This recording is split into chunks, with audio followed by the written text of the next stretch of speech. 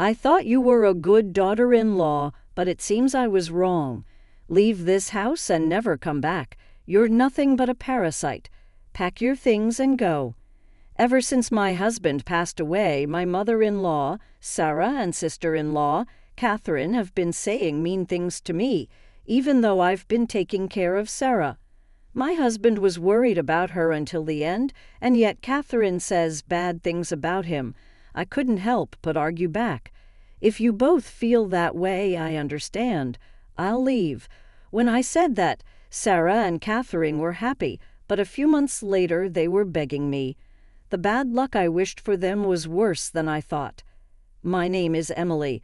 I'm 32 years old and work as a buyer for famous brands. I met my husband, Tom, through a friend. Tom was kind and calm, just the husband I wanted, so I said yes when he proposed. Tom's parents were independent, so I got along well with them and didn't have any problems with my mother-in-law. Having a caring mother-in-law and practical father-in-law seemed perfect to me. Tom worried about his mom's financial future because she didn't think much about money. He thought it would be fine as long as his dad, who was responsible with money, was healthy. Tom also had an older sister, Catherine, who was divorced and lived alone. He figured she'd take care of their parents later on, but Tom didn't fully trust Catherine. I'm worried about giving our family's money matters to Catherine. Why? There were problems before. I didn't think much about Catherine's past then, but later, Tom's worries turned out to be true.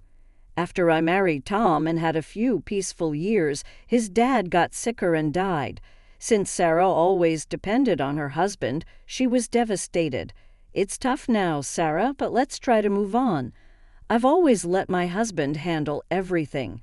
I don't know how to do it alone. Tom was worried about his mom living alone, and I shared his concern. As our son, he must have been really stressed about it. Then one night, he came to me with an idea. "Emily, what if my mom came to live with us?" It was unexpected, but I had a feeling he might suggest this someday. But what about Catherine? What about her?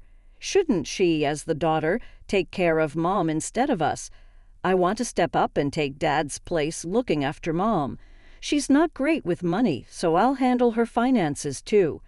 Can't we ask Catherine to do that? No, that won't work. It was rare for Tom to firmly say no to my idea. I want to make sure Dad's money is well taken care of so Mom won't struggle later on. Even though he felt bad about asking me to live together, Tom was determined to handle Dad's inheritance and savings. It's okay. I think we'll all be happy living together with your mom. I'm genuinely worried about her being alone too. Oh, Emily, thank you so much. And so we started our new life as a family of 3 in Sarah's house. Just like she promised, Sarah left everything for her husband to handle, from bank accounts to bills and credit cards. She didn't really understand any of it. Tom managed her money separately from ours and decided to give her a monthly allowance for her expenses. Whenever Sarah was tempted by dodgy salespeople or pressured to buy expensive stuff by friends, it was Tom's job to guide her. If he didn't, she might end up with a lot of debt because she was careless with money. By taking on the role of her husband, Tom made his mom happy. Seeing her happier also made Tom feel better. Sarah helped out with the household chores since I was working, and everything was going smoothly. But our peaceful life came to an abrupt halt. Tom collapsed at work. He had the same illness as his dad and might have pushed himself too hard during a busy time, ending up in the hospital. Sarah and I visited him almost every day, but Tom didn't seem to be getting better. Emily, I need to talk to you about what happens after I'm gone. Don't say that. Let's focus on getting you better so we can go back to living with your mom just like before. I knew I might get sick like Dad, so I'm prepared, but there's one thing I need you to do for me regarding Mom. Trying to hold back tears, I listened closely to my husband's last request. A few weeks later, Tom passed away.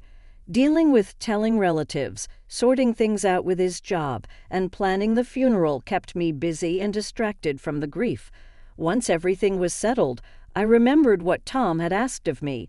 There was no time to mourn now. I had to step into Tom's shoes and take care of my mother-in-law.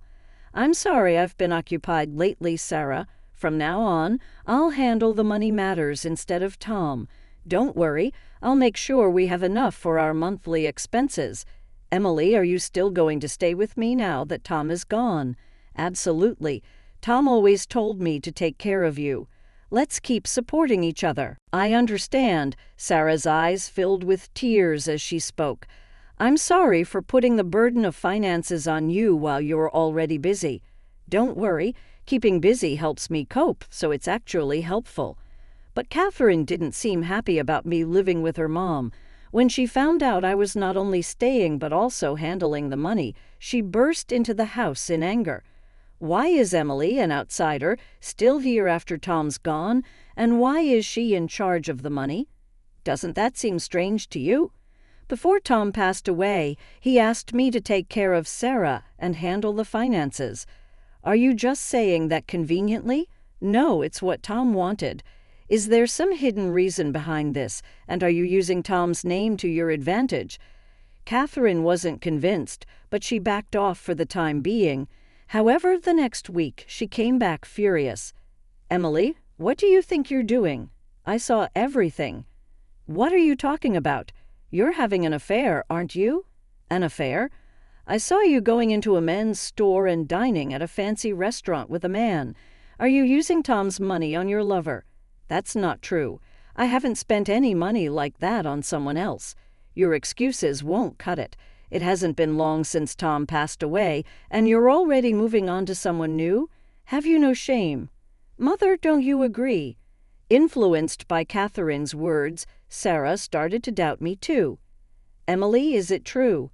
No, that's not what happened. I'm just following Tom's wishes. I tried to explain, but Catherine interrupted me. How dare you bring up Tom's name after cheating on him? How could you sink so low? I fell silent, feeling a cold stare from both Catherine and Sarah. Then Sarah spoke up. I used to think you were a good daughter-in-law, but I was wrong. I never want to see you again. Leave. Catherine chimed in triumphantly. That's right. Parasites like you don't belong here. Determined not to let Tom's wishes go to waste, I endured it all. With that resolve, I remained silent, but Sarah and Catherine didn't stop there. They continued to hurl hurtful words at me. Poor Tom, picking someone like you. He was always so easily fooled, you know. Maybe he tricked you into thinking he'd handle the money, but actually used Mom's money for himself. To tarnish Tom's memory, especially when he cared so much about his mom, is unforgivable to me. I could handle them saying bad things about me, but I can't stand them insulting my late husband.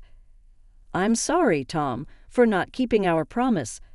I silently apologized to him as I turned to Sarah and Catherine. I understand.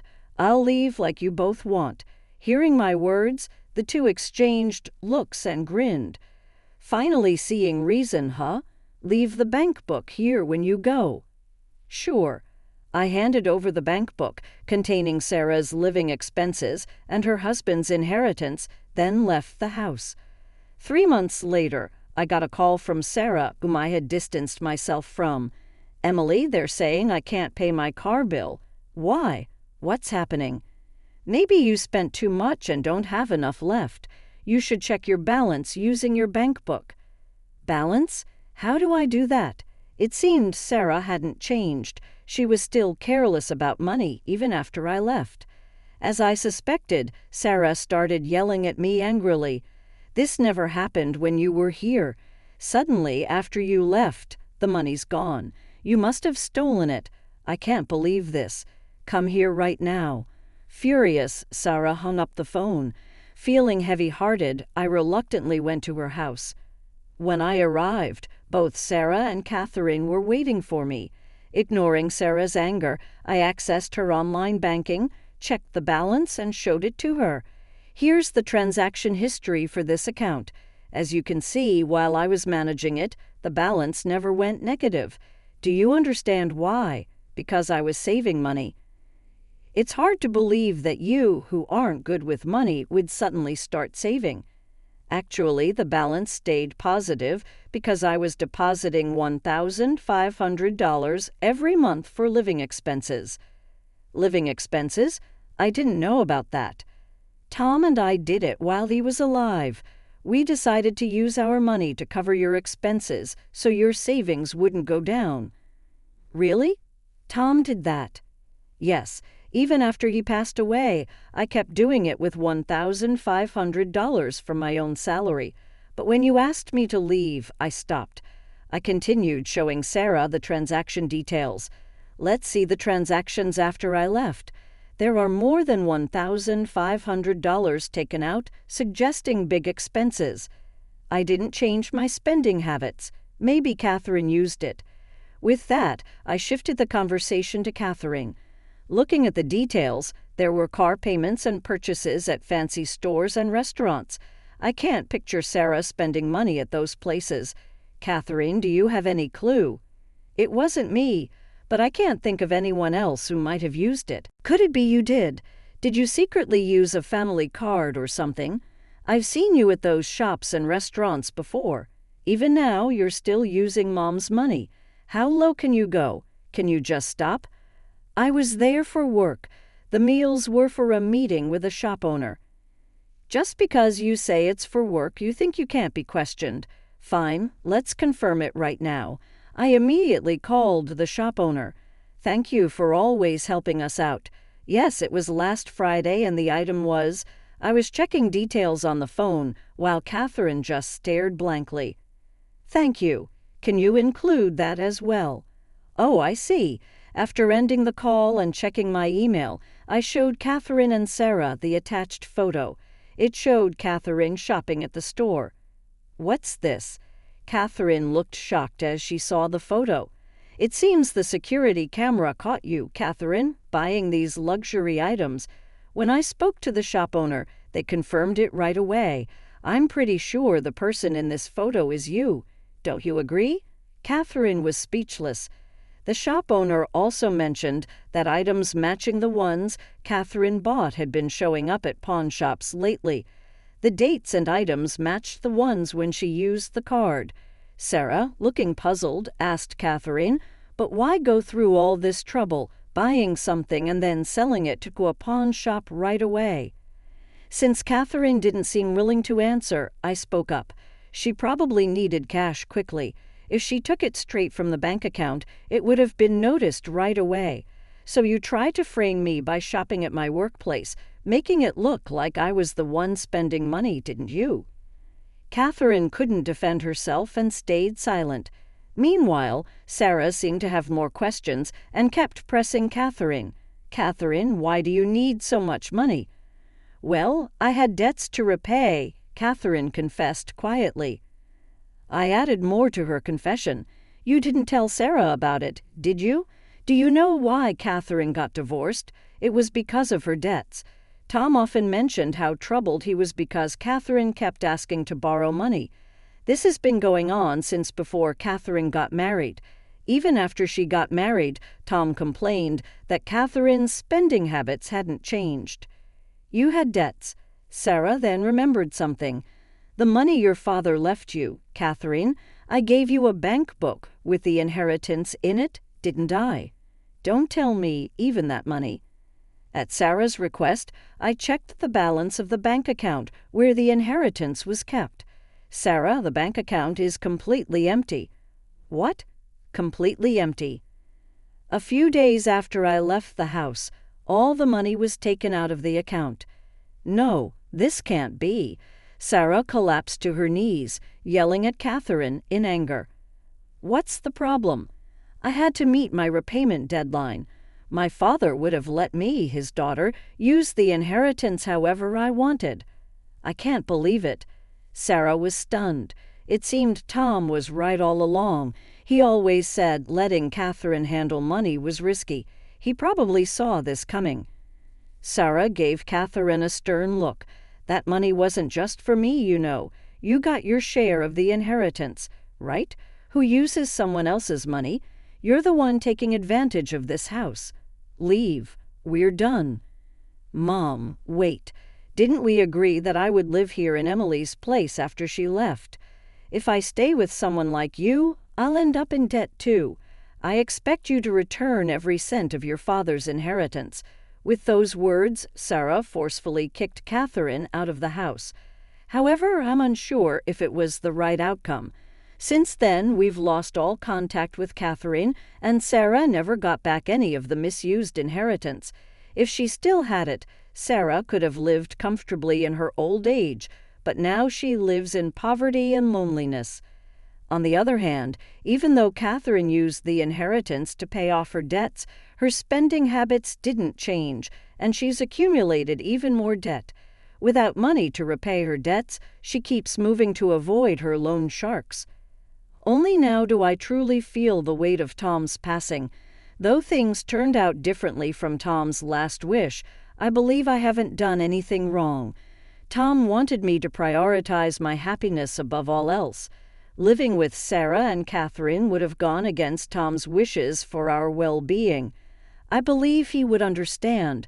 From now on, with memories of Tom in my heart, I'll take a new step forward.